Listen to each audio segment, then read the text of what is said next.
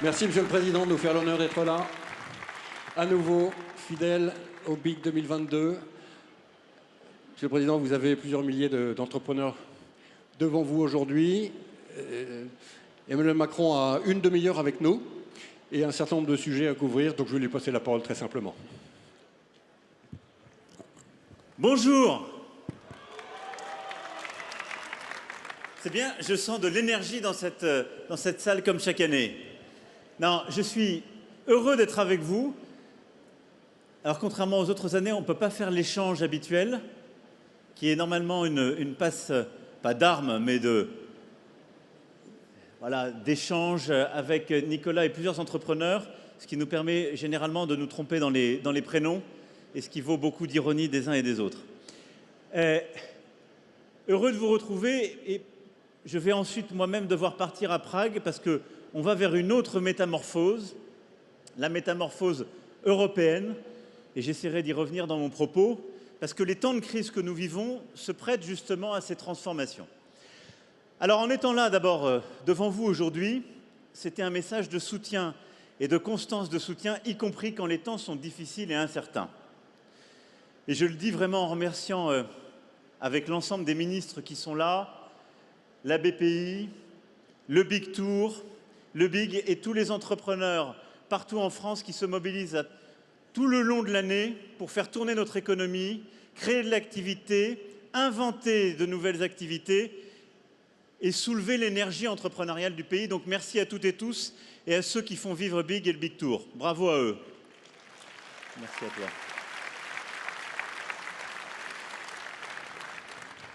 Alors on a collectivement un bilan qui est celui de la nation et des dernières années. Et au moment où on se parle aujourd'hui, on est plus fort qu'à la première édition du Big. Parce qu'on a évidemment passé des textes, simplifié les choses, bougé, parce qu'il y a aussi eu une énergie collective et au fond, une révolution culturelle qui s'est faite dans le pays. Nous avons toujours été un pays d'entrepreneurs, d'innovateurs. C'est dans l'ADN de la France. Mais je dirais que ces dernières années, nous nous sommes collectivement révélés à nous-mêmes. Et ce qui fait que les résultats sont là, malgré la crise Covid, malgré tout ce qu'on a traversé. On a réussi à faire baisser le chômage. On a créé près d'1,5 million d'emplois nouveaux. Le chômage des jeunes n'a jamais été aussi faible depuis le début des années 80.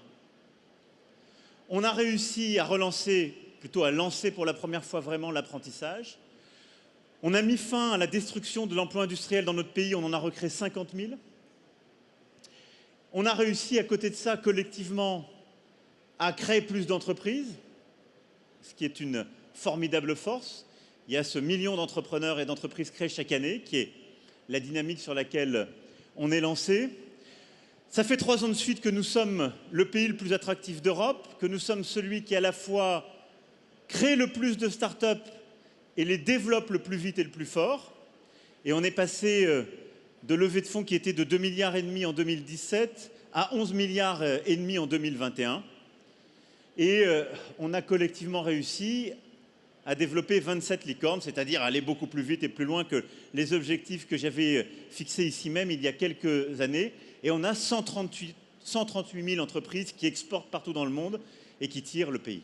Je ne vais pas vous écraser de chiffres, mais c'est pour dire que quand on entend parfois tous les jours que tout va très mal, que ce serait une catastrophe, etc., il y a des choses qui sont dures, je vais y revenir, il y a des inquiétudes légitimes, mais il y a aussi une force extraordinaire, pas simplement à Paris, dans tout le territoire, hexagone comme outre-mer, qui est la force entrepreneuriale française et qui est le fait de nos simplifications, d'une politique d'investissement massive, de transformation collective et de la révolution culturelle que vous portez. Et ça, maintenant, c'est inarrêtable.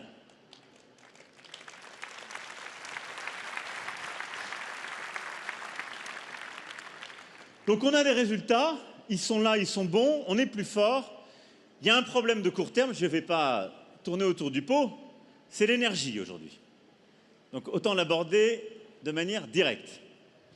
Ça pèse sur notre économie, ça pèse sur les ménages, ça pèse sur les entrepreneurs que vous êtes. Et des TPE aux grands groupes, c'est l'inquiétude du moment. Et c'est d'ailleurs une des choses qu'on va faire avancer en européen.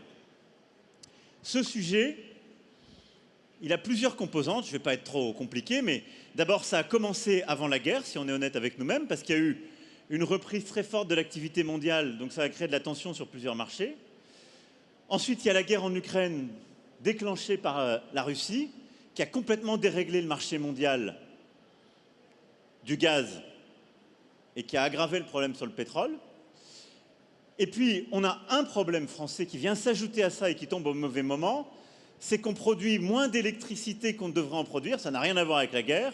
C'est qu'on est dans un moment très difficile pour EDF, mais on fait le maximum. Et moi, j'ai confiance à la fois dans l'entreprise et tous ces salariés pour qu'on passe ce cap. Mais on a un moment difficile parce qu'on a vu des difficultés, des problèmes sur certains tubes. Et l'autorité de sûreté nucléaire les a soulignés. Donc, on a plus de centrales que prévu qui sont en maintenance. Tout ça crée au même moment un problème qui fait que le gaz coûte plus cher et l'électricité coûte plus cher parce qu'on n'en produit pas assez chez nous. Et il se trouve qu'on a une formule de prix européen qui fait que l'électricité qu'on paye est trop liée au gaz, alors même que nous, on a un modèle qui n'a rien à voir avec ça. To make a long story short, comme on dit en bon breton. Donc voilà la situation dans laquelle on est, ce qui fait qu'on a des prix qui s'envolent et beaucoup d'inquiétudes, évidemment chez nos compatriotes, et je le sais pour beaucoup d'entrepreneurs que vous êtes. Alors face à ça, on a un plan, un cap, et je vais essayer de vous donner des repères pour les prochaines semaines. On a un premier plan qui est la sobriété. Et je veux ici le rappeler parce que c'est aussi quelque chose qui est dans notre main. Ça ne dépend d'aucune règle européenne, d'aucune règle française. La Première ministre reviendra cet après-midi avec les ministres compétents sur ce sujet. Mais c'est ce que chacun, comme particulier, comme entreprise, on peut faire pour consommer un tout petit peu moins et pour, au fond, sauver de l'énergie. C'est comme ça qu'il faut le valoriser. Et l'énergie qu'on sauve, c'est la moins chère. Et ça ne veut pas dire produire moins. Je n'ai pas changé d'opinion là-dessus. Ça ne veut pas dire aller vers une économie de la décroissance. Pas du tout. La sobriété, ça veut juste dire gagner en efficacité. Et vous toutes et tous qui traquez à chaque instant de votre vie d'entrepreneur les coûts cachés, tout ce qu'on peut faire pour produire mieux, de la meilleure qualité, produire encore davantage, mais en dépensant moins, il faut accélérer en quelque sorte les efforts sur l'énergie. C'est ça la bonne sobriété.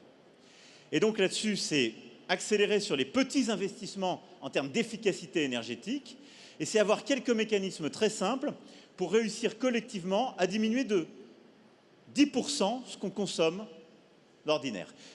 Je vous le dis très simplement, si la nation tout entière arrive à tenir cet objectif qui est purement volontariste, il ne faut pas de décret, de loi, de choses compliquées. Si on se mobilise tous pour le tenir, dans les pires scénarios, on passe l'hiver. C'est ce qui fait qu'on est maître de notre destin. C'est-à-dire même s'il n'y a plus du tout de gaz qui arrive de Russie, ce qui est quand même le plus vraisemblable vu ce qui s'est passé ces derniers jours, si on a un hiver très rude, si on se met à la cape sur la plupart des sujets, on passe. Donc premier point, sobriété. Le deuxième, c'est le bouclier. Et là-dessus, je tiens à le dire parce que le gouvernement et à côté beaucoup de collectivités qui se sont mobilisées à nos côtés ont pris des décisions dès le mois d'octobre 2021 pour protéger les Françaises et les Français, les entrepreneurs, face justement à l'augmentation des prix. On a réagi très tôt, et d'ailleurs quand vous entendez des grands chiffres ailleurs en Europe, c'est que beaucoup sont en train de nous suivre et de nous rattraper. Mais depuis octobre 2021, on a mis en place un bouclier sur en particulier gaz et électricité, qui fait que pour les ménages, pour les très petites entreprises, pour les plus petites collectivités territoriales, ces prix ont augmenté de 4%, là où ils auraient dû augmenter de 120% si on avait laissé le marché fonctionner. Et je le dis parce qu'on ne regarde jamais le voisin, en tout cas on regarde que quand ça va que dans un sens.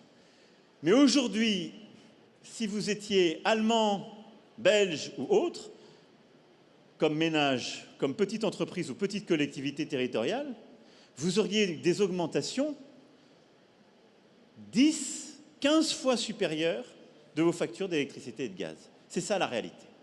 Donc ce bouclier a été mis en place, on le tient, on a mis à côté de ça des PGE résilience et je ne vais pas détailler plus avant tout le programme, mais c'est ce qui fait qu'aujourd'hui, et tous les instituts le montrent, on a en moyenne 3 points d'inflation en moins que nos principaux voisins. Et on est le pays de la zone euro qui a l'inflation qui est la mieux tenue aujourd'hui, ce qui est une protection pour nous tous et nous toutes. En 2023, qu'est-ce qu'on va faire? Parce qu'il faut qu'il y ait un cap. On va d'abord continuer ces mécanismes.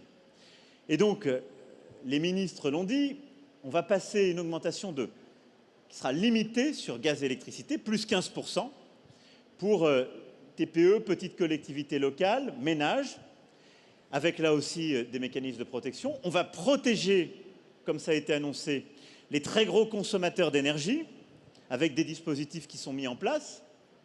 Et on est en train de les améliorer. Les ministres de l'économie, des finances et de l'énergie l'ont annoncé hier. C'est ce qu'on négocie en ce moment avec la Commission. Donc, ce que vous connaissez, je vois plusieurs présidentes et présidents de régions qui sont là dans vos régions, on va l'intensifier pour protéger justement vos entreprises qui ont le plus besoin d'énergie. On va l'adapter pour le simplifier ces mécanismes et pas attendre par exemple que certaines entreprises, je pense à des PME et ETI en particulier, où il y avait des critères, il fallait commencer à être à perte pour être aidé. On va le simplifier pour dire, dès que ça commence à trop peser sur vos marges, on a un mécanisme pour vous aider à payer l'énergie.